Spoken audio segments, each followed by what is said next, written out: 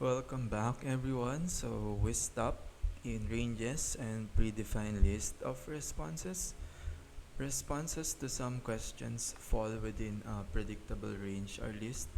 Nationality, for example, has finite number of alternatives, and asking respondents to choose from a predefined list makes sense for collecting this information. A similar approach can be adopted if participant ages are needed, although respondents are often asked to specify their age as a range rather than a specific number. For other questions, several options may be chosen, such as which news channels a participant listens to regularly. In online surveys, questions with a list of responses where only one can be chosen conventionally use radio buttons to select. See this figure, which list where several can be chosen. Use checkboxes. So basically, we are studying these most common heuristics. You can say it's heuristics because it's predefined. So one of the things about age is you want to do it in brackets. And here are the options, the possible options to conduct this ranges and predefined list of responses online is to use bullet or circle to signify a one choice only, and square for multiple choice, etc. Rating scales, they are another thing with this is that it removes cognitive load first when we identify that it is heuristics. So that's first. Another thing that invisible that remove its cognitive load is like an if else statement in programming where you already have this program and these options that will allow you to use it in your questionnaires. So you don't need to create your own way of doing questionnaires. So this is how it is, like predefined list of responses. It allows you to conduct your survey faster and focus on more important things such as questions, analysis, and development. Rating scales, there are a number of different types of rating scales, each with its own purpose. See Oppenheim in 2000. Two commonly used scales are the Likert and semantic differential scales. The purpose is to elicit a range of responses to a questions that can be compared across respondents. They are good for getting people to make judgments, such as how likely they are to recommend a product. So this provide us a more detailed way, kind of like in programming language, like we've discussed. Likert, Likert skills rely on identifying a set of statements representing a range of possible opinions, while semantic differential skills rely on choosing pairs of words that represent the range of possible opinions. Likert skills are more commonly used because identifying suitable statements that respondents will understand consistently is easier than identifying semantic pairs that respondents interpret as intended.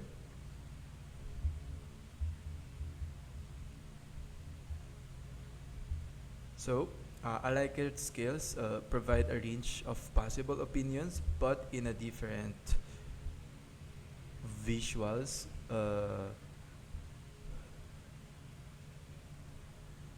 While semantic differential skills rely on choosing pairs of words that represent the range of possible opinions.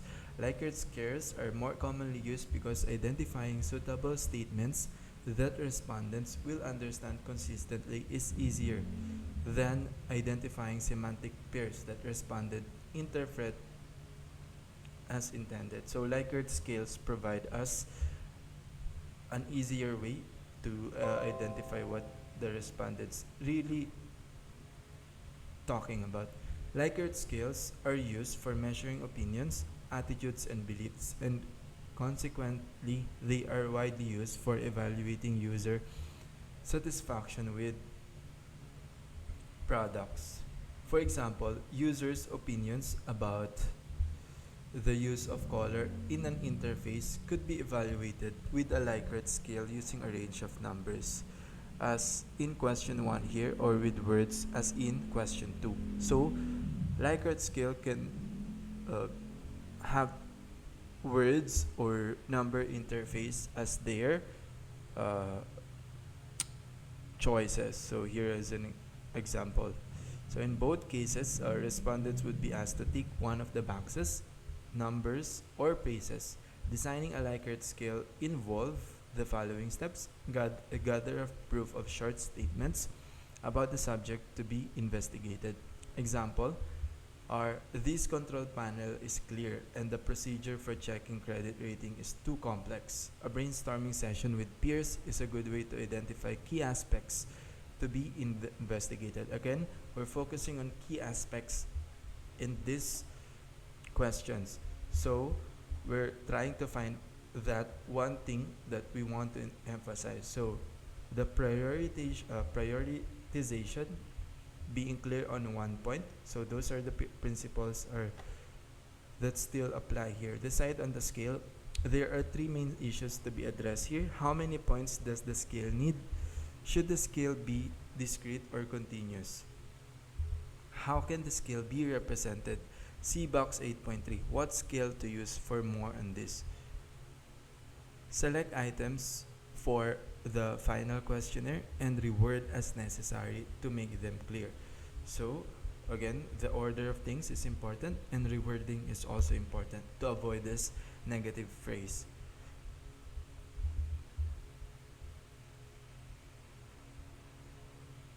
So here we boil down at three main issues in deciding on the scale. How many points does the scale need? Should the scale be discrete or continuous? How can the scale be represented? So shall it be infinite or shall it be constrained? How would you represent and analyze the scales? Or it also depends on that. Semantic differential scales. The participant is asked to choose a point between the two extremes to indicate agreement with the poles, as shown in figure 8.6. Here is the figure 8.6. The score for the investigation is found by summing the scores for each bipolar pair. Scores are then computed across groups of participants. Notice that in this example, the poles are mixed so that good and bad features are distributed on the right and the left. In this example, there are 7 positions on the scale. Where is that? So I think I forgot to paste that. So let's continue. That doesn't matter. This is one part of this structuring questionnaires.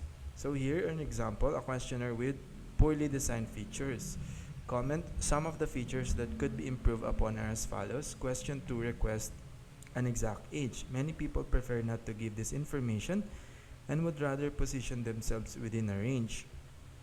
In question 3, the number of times a day the fitness tracker is checked is indicated with overlapping scales, that is 1 to 3 and 3 to 5.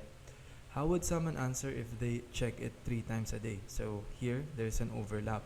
In question 3, the checkbox suggests that respondents can select several questions.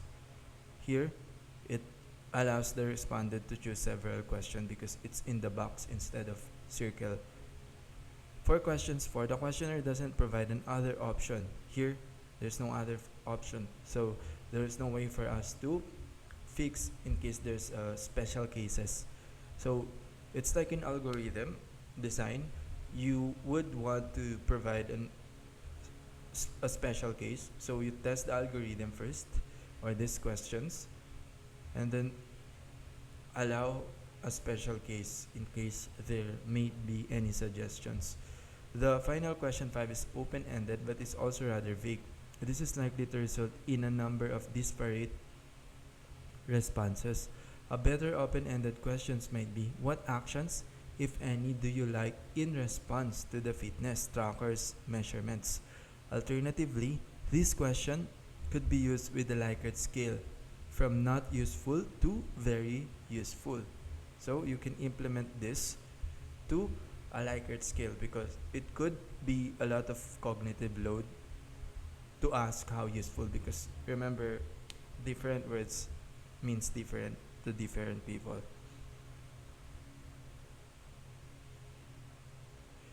So be it will produce a range of different responses that is too tedious to analyze. Kind of like in interaction, in dialogue analysis, you kind of like to interpret. So in questions, since you want to constrain it in a few possible questions and not go over the main point, because there's a lot of points that could be discussed and you don't have time to discuss. Also, you need to focus. So the key, as in attention, you need to have a clear focus and remove any salient information that could affect this focus. Administering questionnaires. For large surveys, potential respondents need to be selected using a sampling technique. However, interaction designers commonly use a small number of participants, often fewer than 20. So, we use often fewer than 20.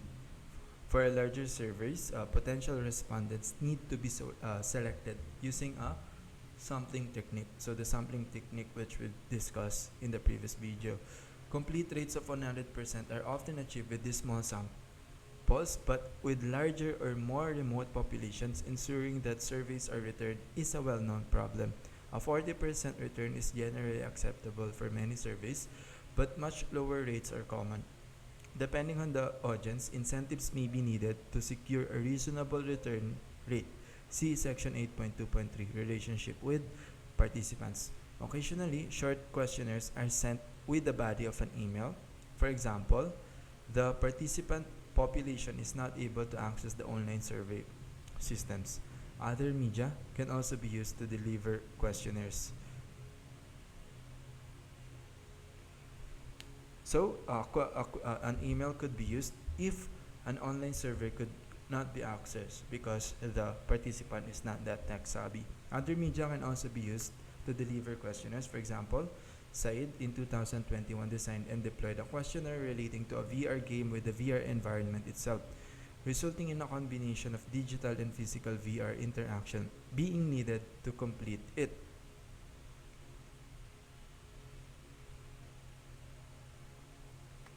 So this result in a combination of digital and physical VR interaction that needs to complete, because you're conducting a new questionnaire server to a new technology. So you kind of have to innovate. Online questionnaires are interactive and include checkboxes, radio buttons, pull down and pop-up menus, help screens, graphics, or videos. So again, videos, graphics, pop-up menus, help screens, and pull downs as well. Radio buttons and checkbox, kind of like the norm.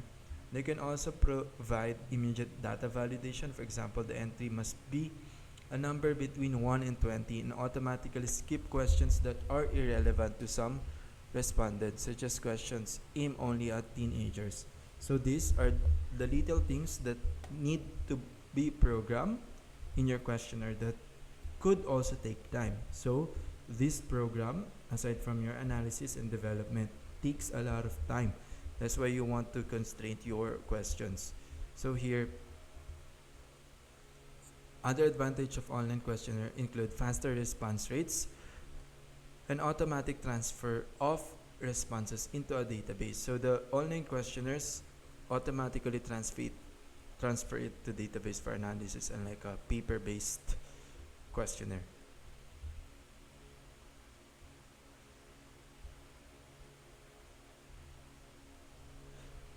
So here, other media such as VR could be used as well. So you can invent your own depending on your circumstances. So these are example of questionnaires. An excerpt from a web-based questionnaire showing checkboxes, radio buttons, and pull-down menus. When using online, so pull-down menus is not like the scroll down. It's like when you click the the arrow going down, you're gonna see the available options. When using online questionnaires, it's difficult to obtain random sample of respondents Online questionnaires usually rely on convenient sampling. So it's convenient sampling, which we discussed in the previous videos, and so claim of generalization are affected.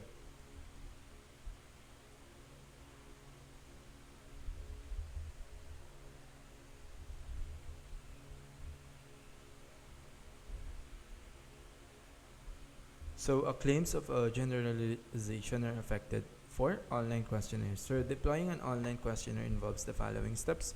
First, plan the survey timeline. If there is a deadline, work backward from the deadline and plan what needs to be done on a weekly basis. It's kind of like an algorithm. You're trying to determine the output and the input, and then the time constraints. Design the questionnaire offline. Using plain text is useful, as this can then be copied more easily into the online survey tool. So plain text is useful, and you want to do it online because you can easily copy that in an online survey to program the online survey. So this is how where you program. How long this will take depend on the complexity of the design. For example, how many navigational paths it contains, or if it has many interactive features. Test the survey, both to make sure that it behaves as envisioned and to check the questions themselves. So you need to evaluate the survey, just like in a design. This and also you need to create a click path to program it, kind of like really programming, right? You need to create an if-else statement. This includes getting feedback from content experts, survey experts, and potential respondents. So you want to test it small step at a time, get feedback from content experts or the user research in evaluation, survey experts, and potential respondents, and the actual user. This last group form the basis of a pilot study. So that's a pilot study, guys. You're trying to test it in a small participants before you do it in massive scale. Recruit respondents. The last group forms the basis of a pilot study, but especially sorry that guys, I had some issue with my stomach right now. So participants may have different reasons for taking part in the survey, but especially when respondents need to be encouraged. Make the invitation intriguing, simple, friendly, respectful, trustworthy, motivating, interesting, informative, and short. So you need to make it intriguing, simple, friendly, respectful, trustworthy, motivating, interesting, informative, and short. So you're kind of trying to apply the design principles to persuade the participants so that they will take part on your questionnaires. So these templates enable the questionnaire to be administered widely, allow it to be segmented. For example, airline satisfaction questionnaires often have different sections for check-in, baggage handling, airport lunch, in-flight movies, in-flight food service, and so forth. If you then use an airport lounge or check your baggage, you can skip those sections. Segmentations avoid respondents getting frustrated by having to go through questions that are not relevant to them. So I would, it's like loop invariant in an algorithm. You don't need to understand the whole algorithm, you just need to understand one segment. So it's like it, or in design, you have different phases of design and different roles. So you're kind of like organizing or removing the salient information for us to, again, focus our attention. So observation is useful at any stage during development. Early in design, observation helps design understand people's context, tasks, and goals. Observation conducted later in development, for example, in evaluation, may be used to investigate how well a prototype support this task and goals. So this is another thing with data gathering is observation. So in any stage, it is useful. So this is what we missed in the previous videos. or it was cut out in the previous videos, people may be observed directly by the investigator as they perform their activities, or indirectly through records of the activity that are studied afterward. So the indirect way of observation is through analytics, or which we discussed in the last part, or the evaluation phase. So where we use analytics. Another observation is in the wild, where you are with the user. Indirect observation needs a permission from the user, or if your app is already live, and see how your live user interact with your system. Observation may also take place in the wild or in a controlled environment. Direct observation in the wild, it can be difficult for people to explain what they do or describe accurately how they achieve a task. So here is where you don't rely on people's answers to your surveys or questions, you rely on what they do. It is unlikely that it's kind of like an activity-based design. It's unlikely that an interaction designer will get a full and true story using interviews or questionnaires.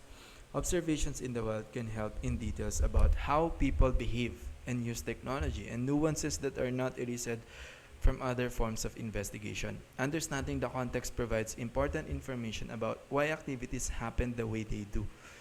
However, observation in the wild can be complicated and harder to do well, as first appreciated. So the reason it's hard is because you might observe this what people do, but it's not in a controlled environment in which you can control what cause who, or what cause what, because the cause and effect could be a multifaceted factor that beyond your scope. That's also important of zooming in, or having these constraints, or this having this focus with the salient information.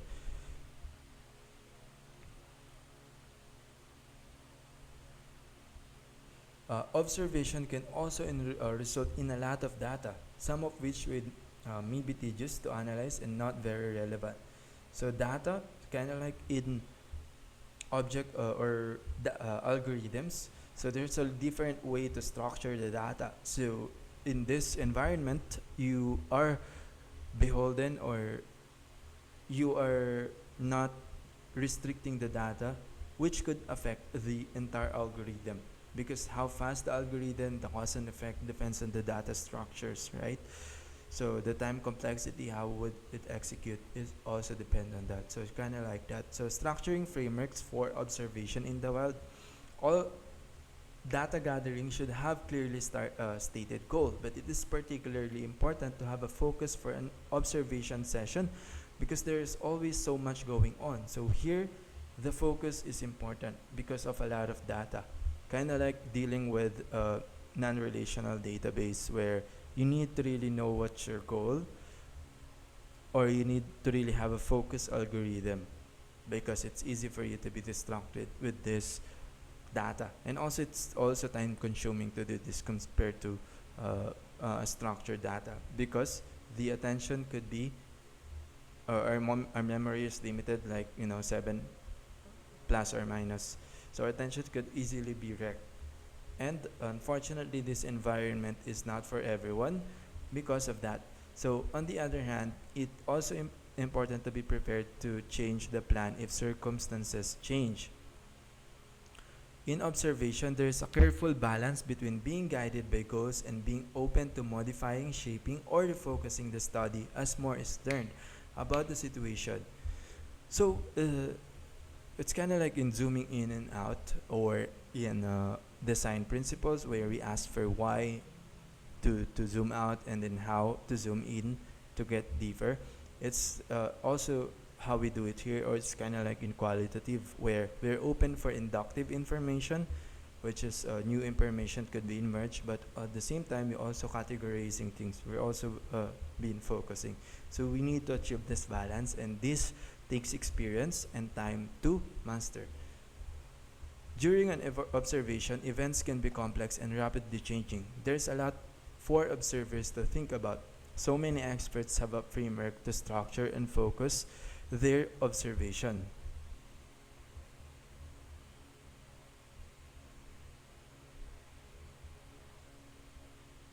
The framework can be quite simple. For example, this is a practitioner's framework for use in evaluation studies that focuses on just three easy steps to remember items.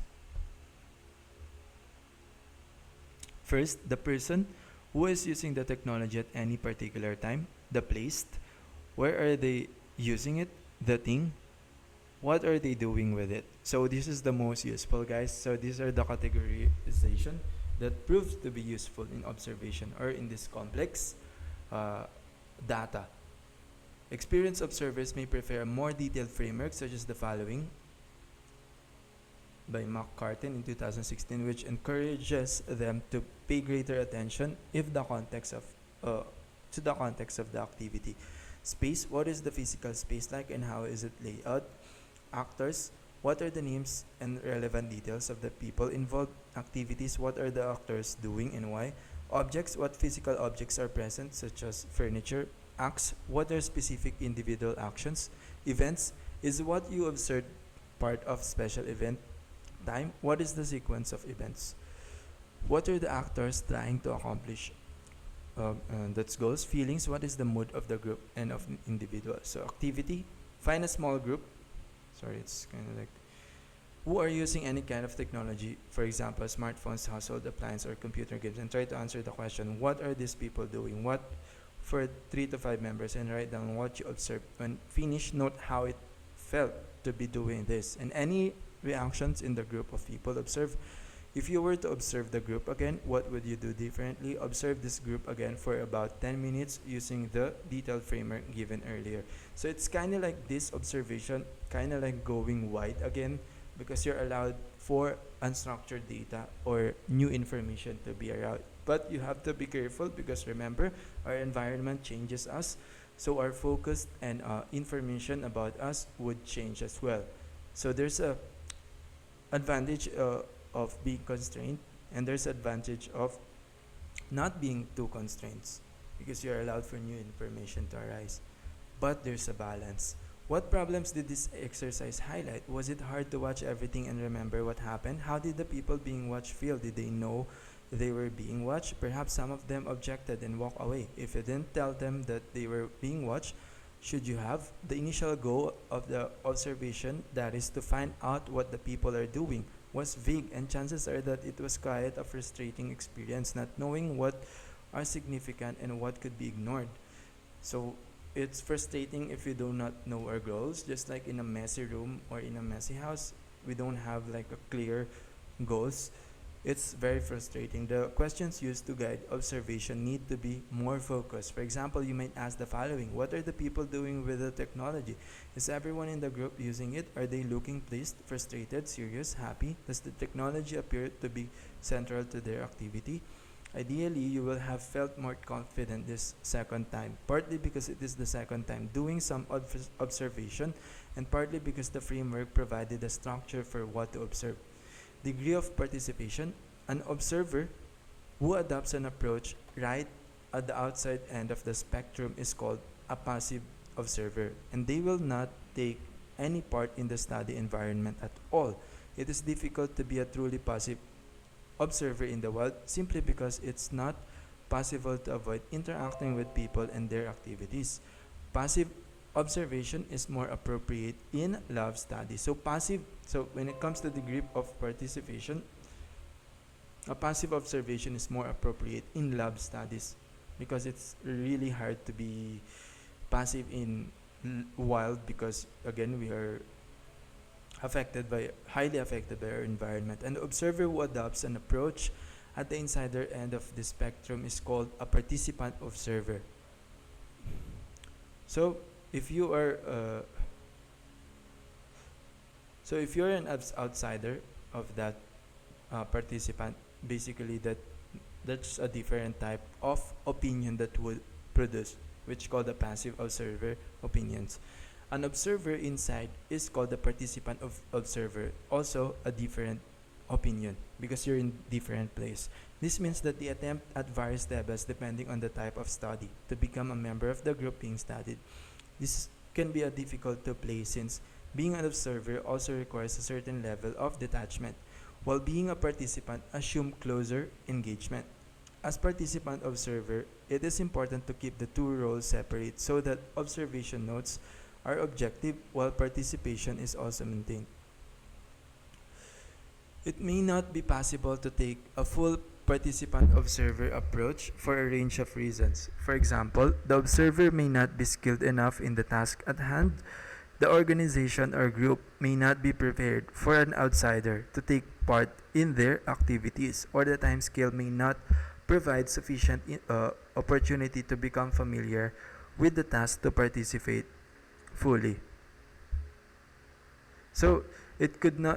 There's a reason that not would not allow you to be a full participant. For example, observer may not be skilled enough in the task at hand. So if you're not an expert, you may not be credible to be a participant, or your knowledge really not does not up to the task at hand to be able to understand what's going on.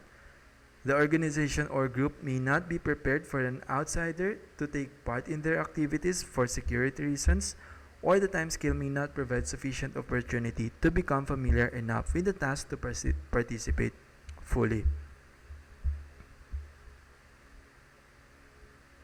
And also for this participant observer, they do it in different levels. So some are more involved and some are less involved.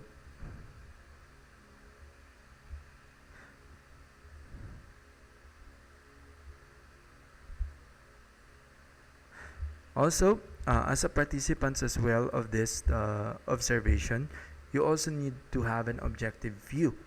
So you need to keep the two roles separate, the emotions.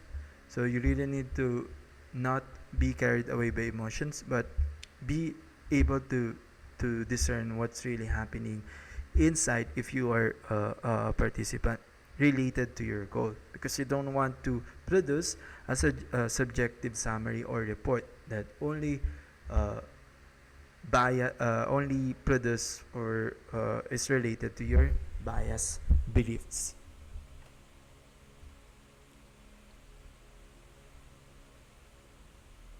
Similarly, if observing activity in a private place such as home, full participation may be difficult.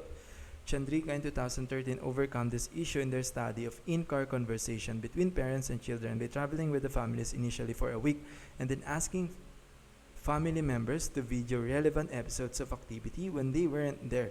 In this way, they had gained an understanding of the context and family dynamics and then collected more detailed data to study activity in depth. Planning and conducting an observation in the wild. The framework introduced in the previous section are useful for providing focus and for organizing the data gathering activity.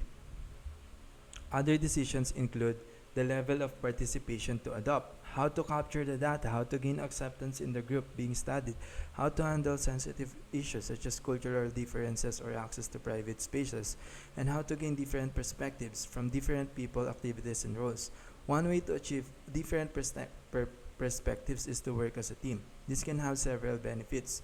Each person can agree to focus on different people or different parts of the context, thereby covering more ground. So for planning and conducting this, you want to be organized again to maximize the cognitive load and then to be focused.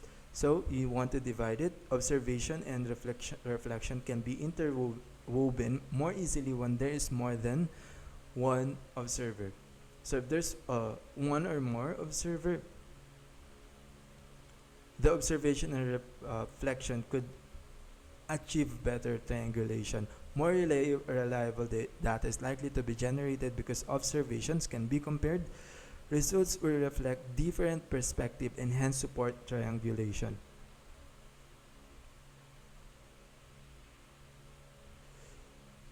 So there's a lot to consider in planning and conducting an observation in the wild to produce this triangulation. Once in the throes of an observation, there are other issues that need to be considered. For example, it will be easier to relate to some people more than others, but attention needs to be paid to everyone in the group. Observation is a fluid activity, and the study will need to be refocused as it progresses in response to what is learned.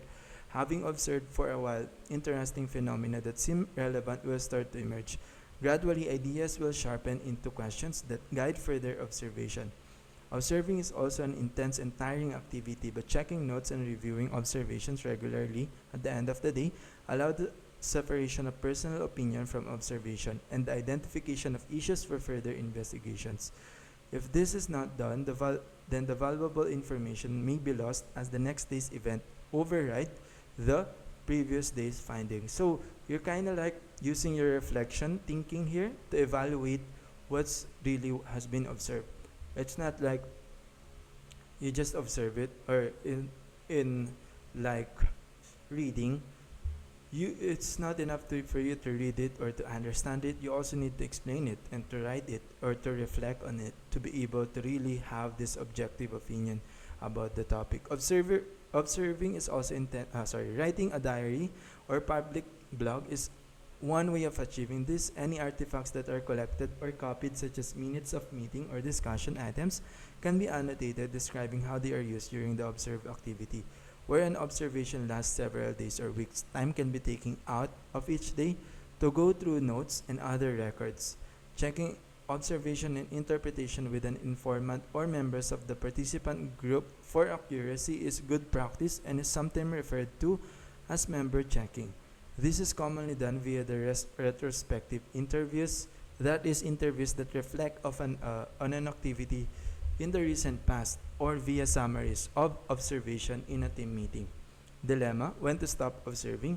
Knowing when to stop doing any type of data gathering can be difficult for novices, but it is particularly tricky in observational studies, because there's no obvious ending. Schedules often dictate when your study ends, otherwise stop when nothing new is emerging. So again, when nothing is new is emerging, you notice that the time constraints and the goal of finding new information which relates to this goal is not serving the purpose, then you can stop. Two indication of having done enough are when similar patterns of behavior are being seen and when all the main stakeholder groups have been observed and a good understanding of their perspectives has been achieved. So for example, in your thesis, if you already know what you want to do, then there's no point for like reflecting, asking for feedback to your teammates, since you already know what to do. You can rest and then do other things. Ethnography: a large part of most ethnography studies is direct observation, but interviews, questionnaires, and studying artifacts used in the activities also feature in many ethnographies, ethnographic studies. So large part of this is a direct observation, which we discussed interviews in the previous earlier. But interviews, questionnaires, and studying artifacts used in the activities also feature in many ethnographic studies. So an ethnography could be an direct observation, interviews, questionnaires as well. And it could be a studying artifacts as well, like checking the phenomena of the analytics of a website real time with real users. Digital ethnography has become more popular within technology studies and can involve technology tours, where a participant gives the researchers a guided tour of the technology in use. Based on Strangers in 2019, a distinguishing feature of ethnographic study compared with other data gathering is that a situation is observed without imposing any a priori structure or framework upon it. So there's no categorization. You're basically expecting something new to emerge, or it's more of like a design or an open design. You're providing a lot of options, so you're open to any options, and everything is viewed as strange. In this way, the aim is to capture and articulate the participant's perspective of the situation under study. Ethnography allows interaction designers to obtain a detailed and nuanced understanding of people's behavior and their use of technology that cannot be obtained by other data gathering techniques. So it provides a more nuance because you don't have structure.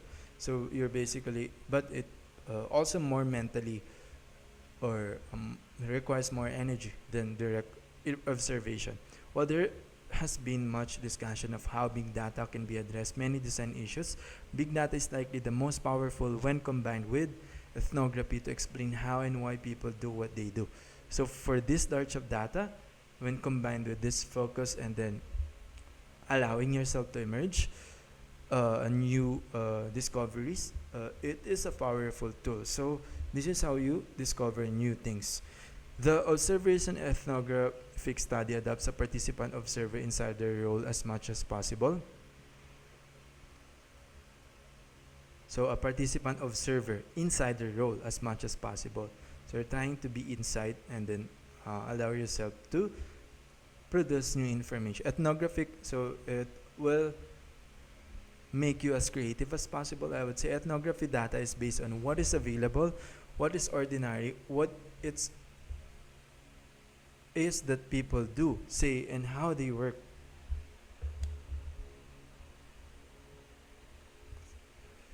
So what is available, what is ordinary, and what is that people do, say, and how they work.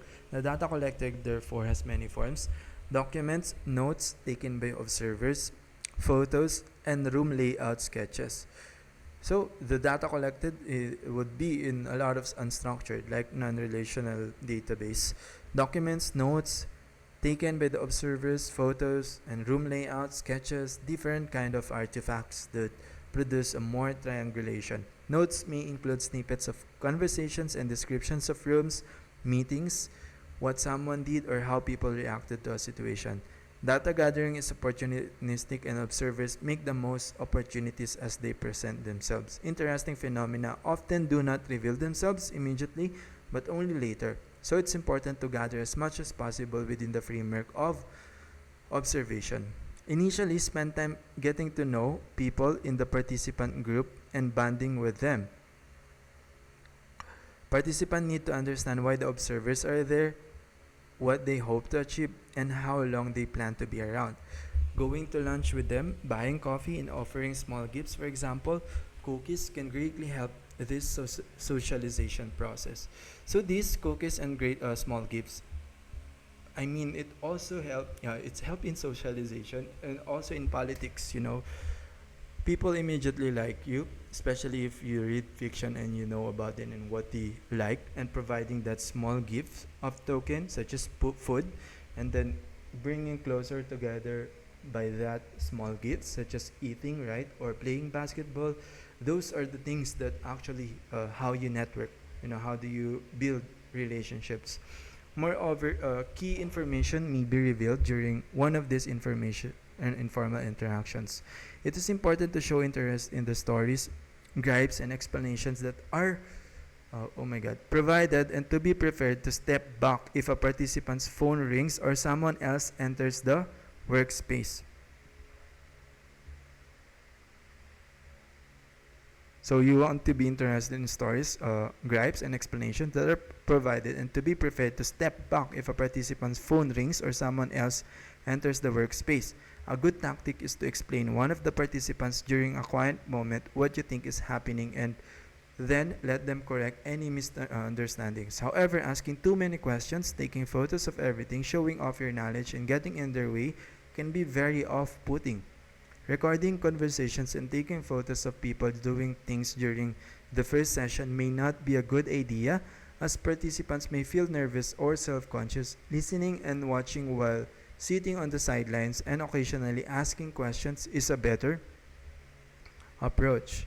The following is an illustrative list of materials that might be recorded and collected during an ethnographic study adapted from Crabtree in 2003.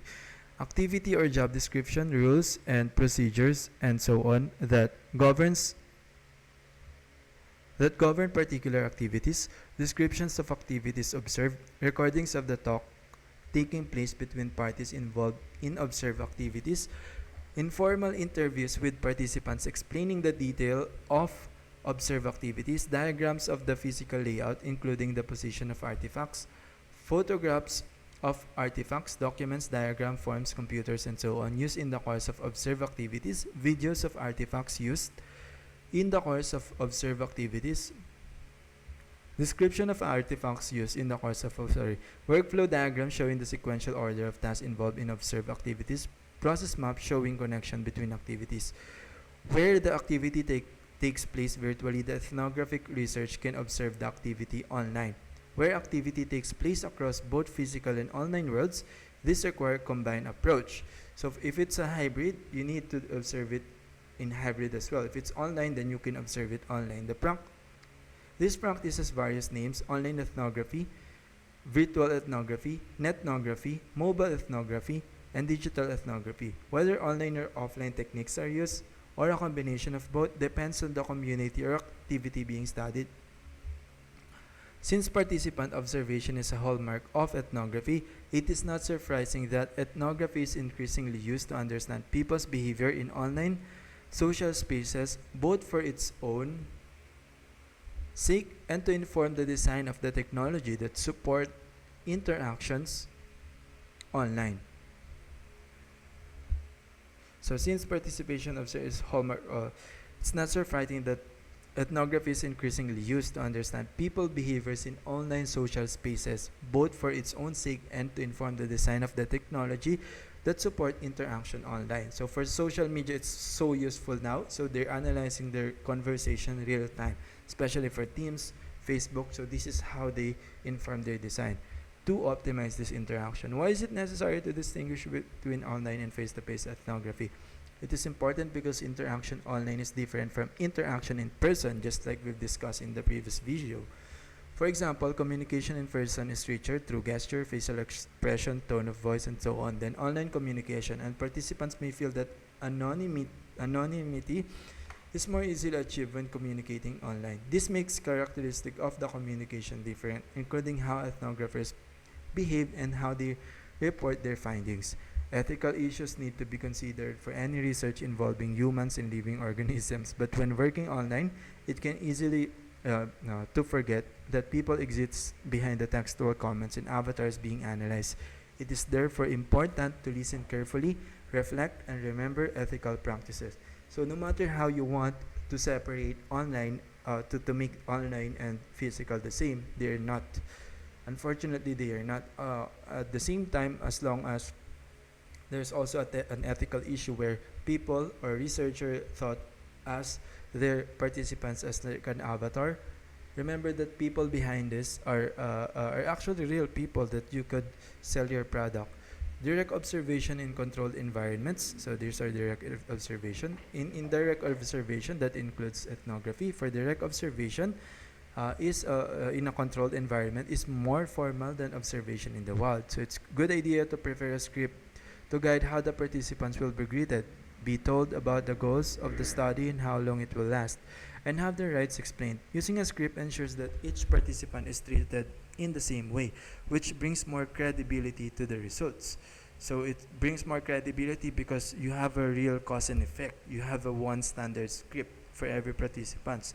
They use this as long as you consider their profile or how they are different and you choose the right participants. The same techniques for capturing data are used for direct observation as controlled settings and in the wild. Photographs, taking notes, videos, and audio, but the way in which these techniques are used is different. In controlled settings, the aim is to collect details of what individuals do, while in the wild, the context is important, and capturing how people interact with each other, the technology, and their environment is key.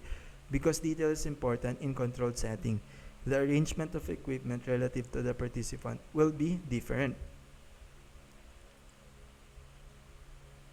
For example, if capturing video, one camera might record facial expression, another might focus on interface activity, and another might record a broad view of the participant's capture to capture body language. So this different recording has a benefits of triangulation, even in indirect observation.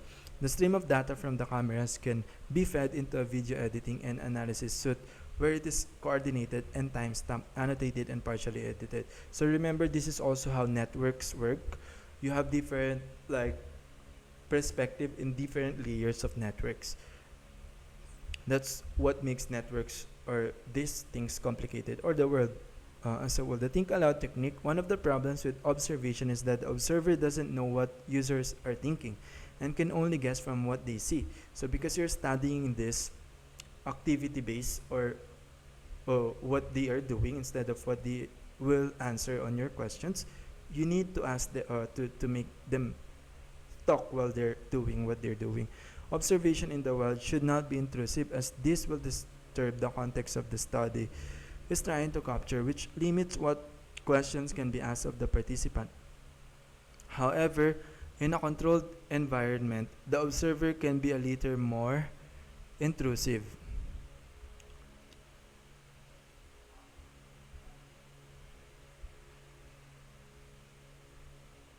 So in the wild, I mean, the one of the difference with this in the wild is that it could be a little more intrusive. Now you know more about what the participant trying to achieve, but they are silent again. They are looking at the screen, but what they are thinking now, what are they looking at? The occurrence of this silence is one of the biggest problems with the think aloud technique. In fact, you probably stopped speaking when the task became demanding, and that is exactly the time when an observer is most eager to hear what's happening. If a participant is silent during a think aloud protocol, the observer could interrupt and remind them to think aloud, but that would be intrusive. Another solution is to have get two people with the same in the same participant involved, and make sure have them be motivate each other to speak while they're thinking.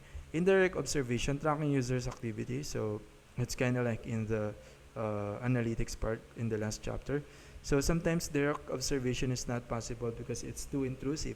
Observers cannot be present because of access restrictions or remote participants, and so activities are tracked indirectly. Diaries and interaction logs are two techniques for doing this. Diaries, participants are asked to keep a diary of their activities on a regular basis, including what they did, when they did it, and what they found hard or easy, and what their reactions were to the situation. So you're asking WH questions.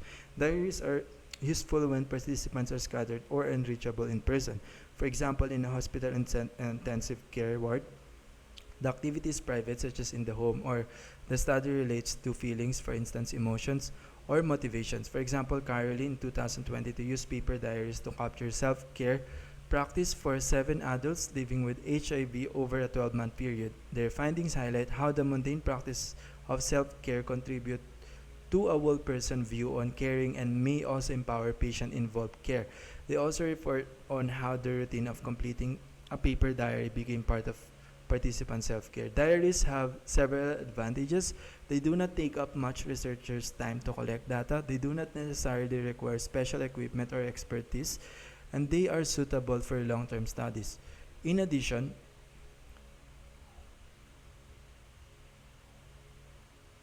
so they do not take up much of research, just like in analytics, and they do not require special equipment or expertise, so it's cheap. In addition, templates like those used in open-ended online questionnaires can be created online to standardize the data entry format, so the data can be entered directly into a database for analysis. For diaries, you can also structure what the data could be put into it. So it's kind of like in programming, you want to choose what the structure of data to make the algorithm fast, or what you want to achieve faster.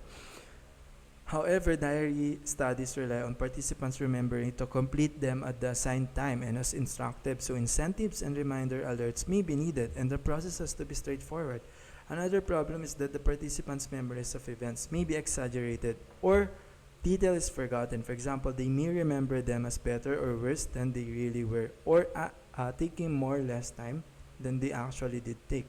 One way of mitigating this problem is to collect other data in diaries that does not rely on memory, such as photographs, audio, and video clips and artifacts.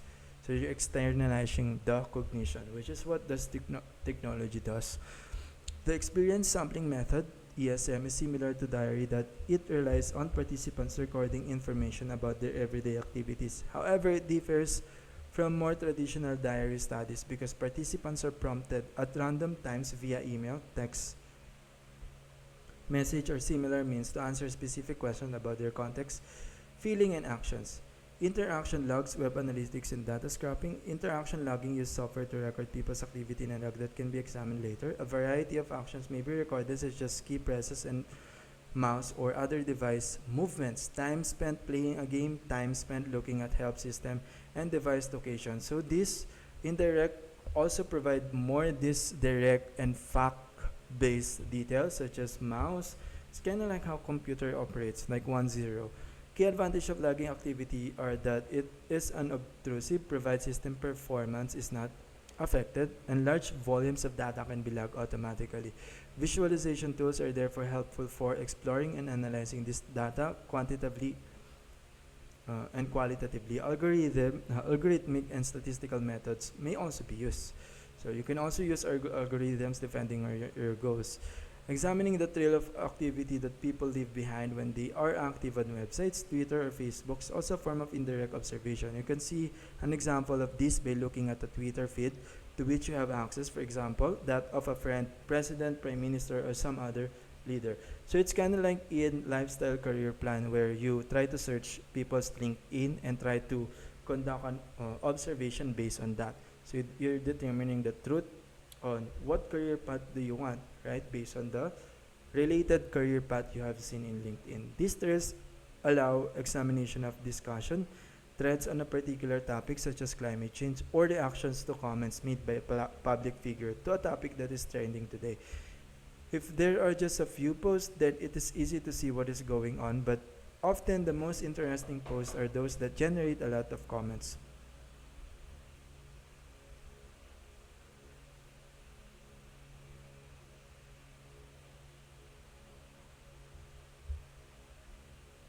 So a lot of threads as well provides a way for us to generate those data. So you can like generate a trending post to know what indirectly people think about this topic. Researchers from the University of Sydney and MIT describe how data collected from wearable sensors and social media when prepared with smartphone apps can be used to monitor people's mental state, I want to add to this, like when you're posting, the number of people who react is also another data.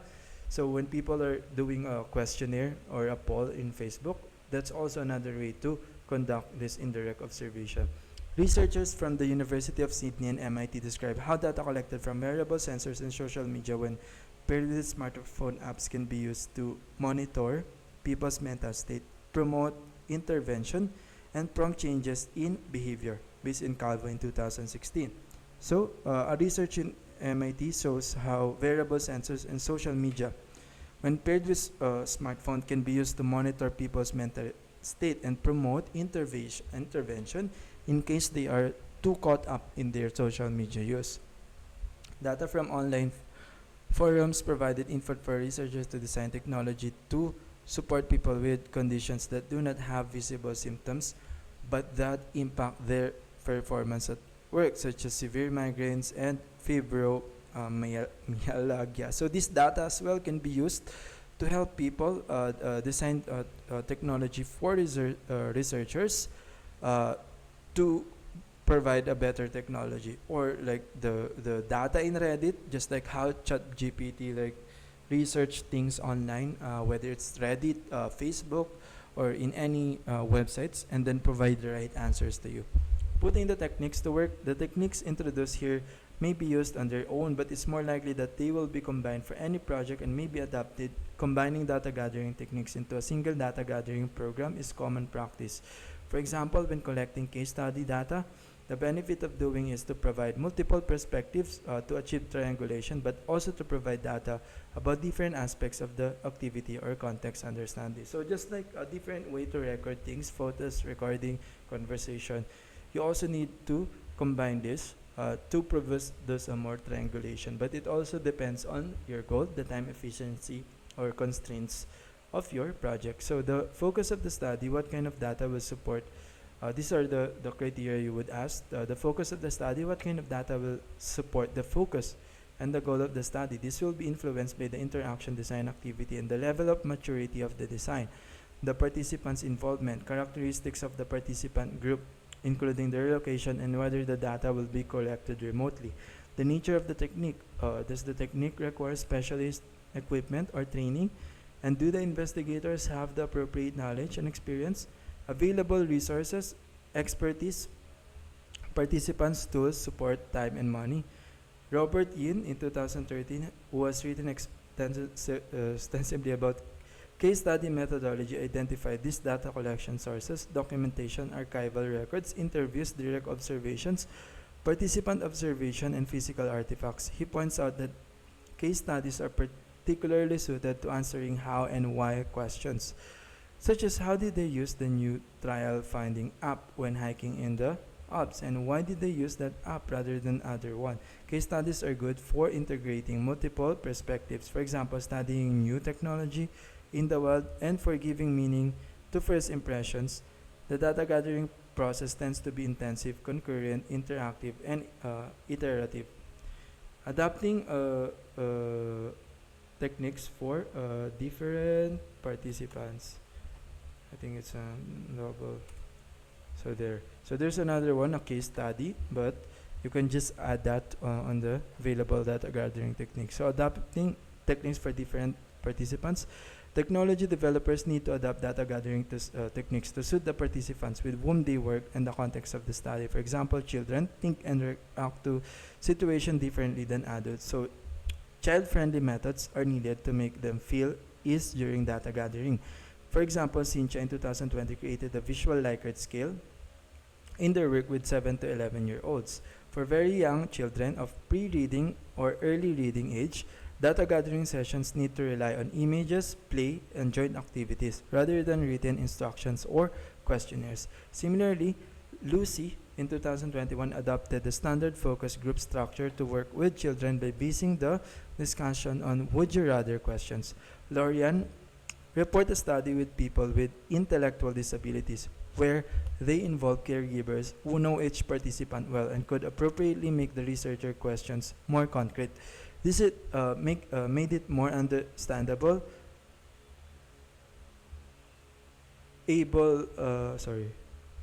understandable disabilities, where they involved caregivers who knew each participants well and could appropriately make the researcher understandable for the participants. An example of this was when the interviewer assumed that the participant understand the concept of a phone app to provide information about a bus time. So the caregiver made their question more concrete for participant by relating the concept of the phone app to familiar people and circumstances and bringing in a personal example. For instance, so you don't have to bring your mom to say, "Mom, I am lost." So these are the one of the principles again of design is that relating it on what people already know and trying to connect to it. Visual presentation of the Likert scale. Data gathering with animals poses different challenges. A key one being that humans researcher can easily interpret animal behavior and techniques refined for human participants need to be adjusted. For example, Louisa and Clara developed a method to evaluate animal usability and reinterpreted existing interaction design principles and goals for animal uses. They demonstrated this method through a usability evaluation of access controls with mobility assistance dogs. Another challenge for data gathering is whether and how wearable devices may interfere with wearers' daily activities and even cause injuries. Wearable biotelemetry is increasingly used by scientists to remotely monitor the movement and behavior of animals in the wild or in captivity, but these devices need to be carefully designed to avoid impacting negatively on their welfare and reducing the reliability of collected data. Patricia present a methodological approach assessing a wearable of biotelemetry device for cars. They perform observation with 13 cars to quantify and characterize the interference for 2 different GPS trackers. Gathering data remotely. So I think we have discussed this in the previous video. So thank you for watching and see you on the next video. Peace.